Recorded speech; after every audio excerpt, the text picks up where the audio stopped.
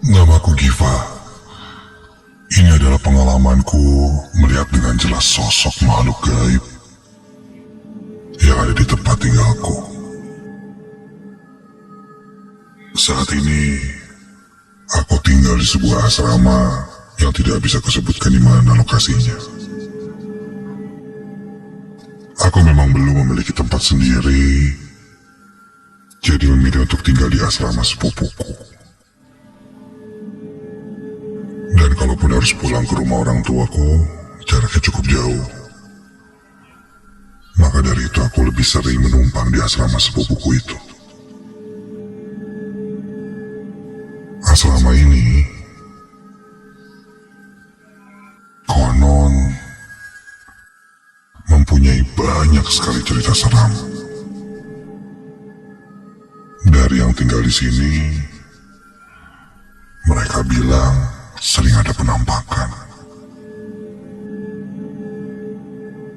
Namun itu hanyalah sebuah rumor. Sepertinya untuk menakut-takuti agar tidak pulang malam atau keluyuran malam-malam. Karena aku sendiri selama tinggal di sana belum pernah melihat penampakan.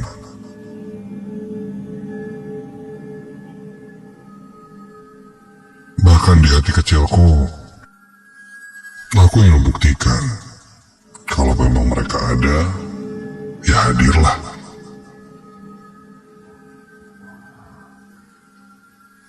Ya bisa dibilang sompral jadinya. Tapi kalau boleh jujur, sebenarnya aku orang yang penakut. Tapi di asrama ini kan banyak orang. Hampir semua kamarnya terisi. Jadi kenapa harus takut?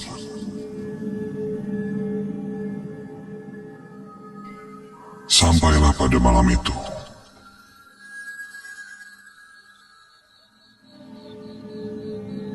Sekitar jam 9 malam, aku baru saja selesai dengan semua urusanku dan kembali pulang ke asrama.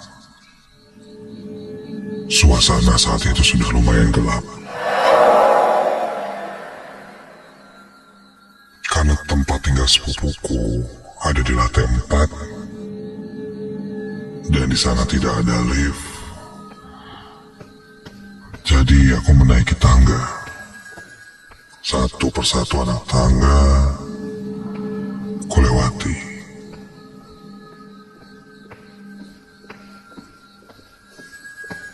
Suara langkah kakiku menggema di sekitar asrama. Ketika aku naik tangga menuju ke lantai 4. Yang kurasakan di malam itu agak sedikit berbeda. Entah karena apa, yang jelas saat aku naik tangga menuju ke lantai 4 itu, aku tidak mau menengok ke arah atas. Membuatku hanya menunduk sambil terus berjalan. Karena ketika ku lewati lantai demi lantai, kok tidak ada orang yang nongkrong, tidak ada suara keramaian, seakan-akan asrama itu asrama kosong. Sebuah pemandangan yang tidak biasa untukku. Akhirnya aku pun sampai di lantai 4. Dan saat itu aku langsung membuka pintu kamar sepupuku itu. Tapi ketika akan kubuka pintunya, kok terkunci sih? Akhirnya aku coba mengetuk pintunya. Bang, Assalamualaikum, Bang. Bang, ini Giva, Bang. Bang? Sepertinya sepupuku belum pulang. Sudahlah. Karena tidak ada jawaban dari dalam, aku coba mencari kunci di tempat yang biasanya diletakkan. Nah, benar saja. Kuncinya tersimpan di sana. Berarti sepupuku memang belum pulang. Aku pun langsung masuk dan mengunci pintu.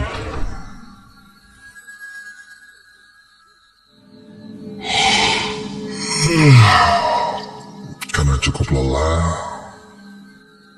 aku pun langsung menuju kamar tamu dan tanpa menyalakan lampu-lampu, kubaringkan badanku di atas tempat tidur. Sampai akhirnya aku pun terlelap.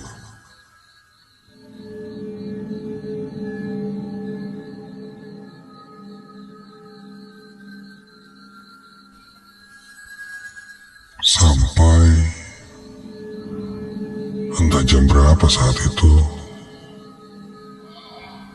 aku tiba-tiba saja terbangun karena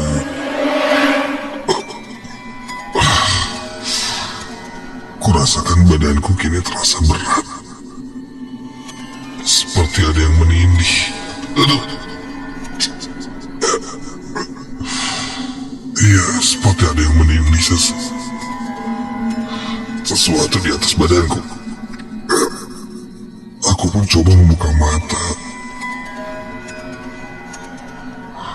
Dan ketika aku buka mataku,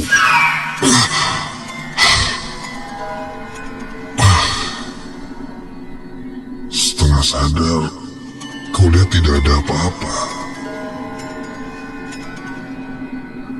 Namun badanku masih tidak bisa kugerakkan. Dan aku saat itu cukup sadar bahwa aku sedang mengalami tindihan atau erep-erep yang sebelumnya tidak pernah aku alami di kamar ini.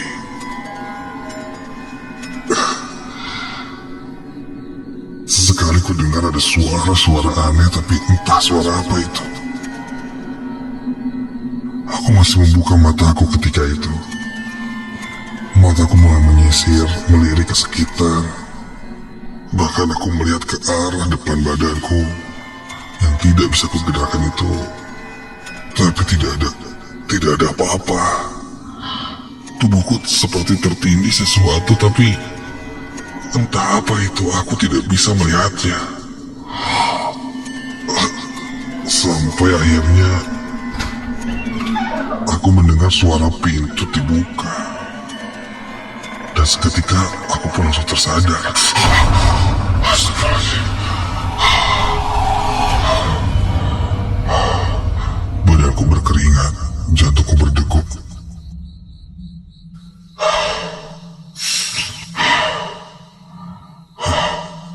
Aku pun bangkit dari tempat tidurku. Segera keluar dari kamar untuk mengecek siapa yang datang. Mungkin sepupuku sudah pulang. Ketika aku lihat, tidak ada siapa-siapa. Bang? Bang?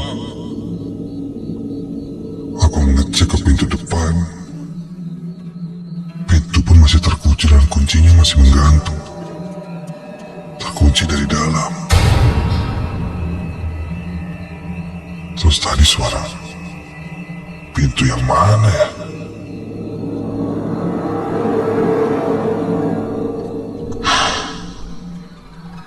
Mungkin aku hanya salah dengar. Aku pun kembali ke kamar dan saat aku kembali, samar kulihat di samping tempat tidurku itu ada sebuah bayangan seperti kain yang menjuntai panjang.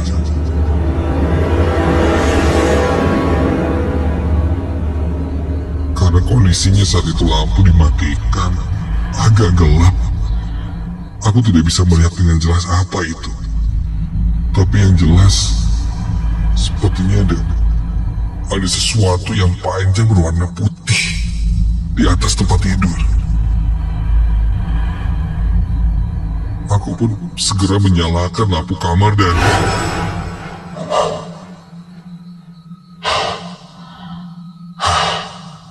yang kulihat di atas kasur itu hanyalah guling. Sial, ini kayaknya kecapean nih. Sampai halu kayak gini gua. Mungkin aku hanya salah lihat lagi sekarang.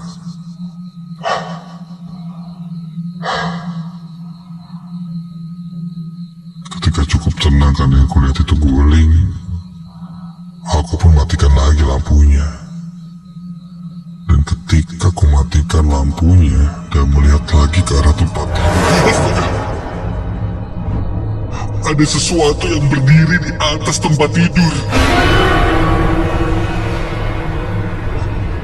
Sosok itu berdiri, seluruh badannya terbungkus kain kafan putih lusuh. Iya, itu sosok pocong berdiri di atas tempat tidurku melihat ke arahku. Badannya mulai bergerak.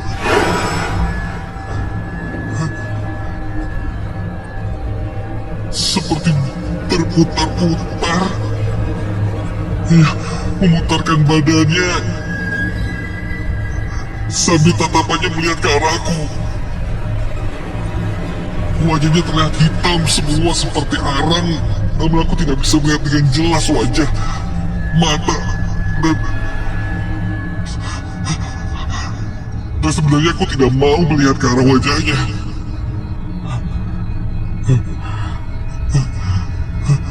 Aku pun menutup mataku, dan kini terdengar suara yang menyeramkan.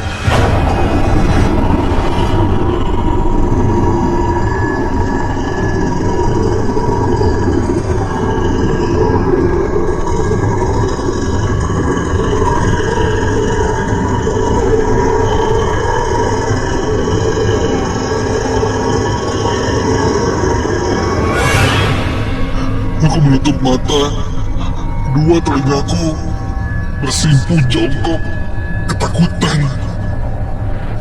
Dan tiba-tiba terdengar suara seperti benda jatuh ke lantai. Suara itu terus berulang-ulang.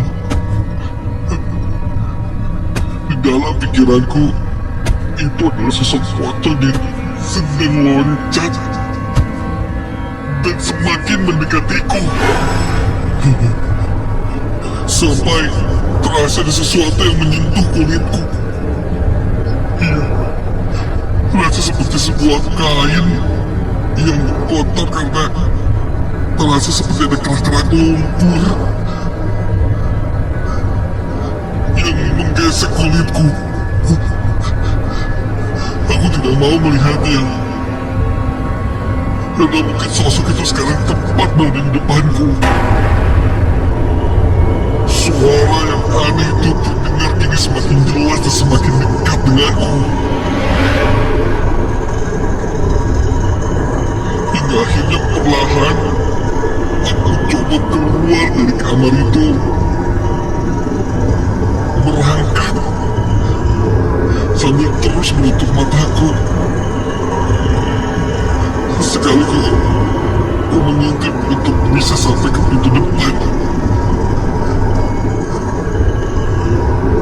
Sampai akhirnya aku pun sampai ke pintu depan, membuka pintu dan langsung keluar dari kamar seperti itu.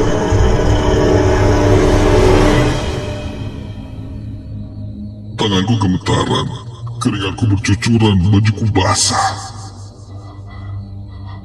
Terasa lemas sekali. Aku pun hanya terduduk di lorong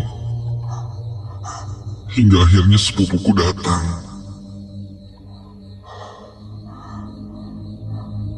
Melihat keadaanku yang panik, dia langsung membawaku masuk ke dalam. Awalnya aku menolak karena aku takut. Namun sepupuku berusaha menenangkanku. Dia membawa air putih, menyuruhku tenang, Dan tiba-tiba saja dia bilang, "Kamu lihat pocong ya?" Aku kaget mendengar sepupuku itu bilang seperti itu. Padahal aku belum bercerita apa-apa. Sepupuku bilang, awalnya kamarnya dia itu ada di kamar tamu, dekat dengan pintu keluar. Namun, ketika pertama kali tidur di sana, sampai beberapa kali dia sering merasa erep-erep, ketindihan, dan yang dia lihat adalah sosok pocong. Hingga akhirnya dia pindah kamar dan mengosongkan kamar itu. Memang pada awalnya ketika aku ingin tinggal bersama sepupuku itu, dia tidak menawariku kamar itu. Namun aku memaksa karena sayang sekali kamar kosong tidak ditempati. Ternyata itulah alasannya. Ada sosok pocong yang sudah mengisi kamar itu.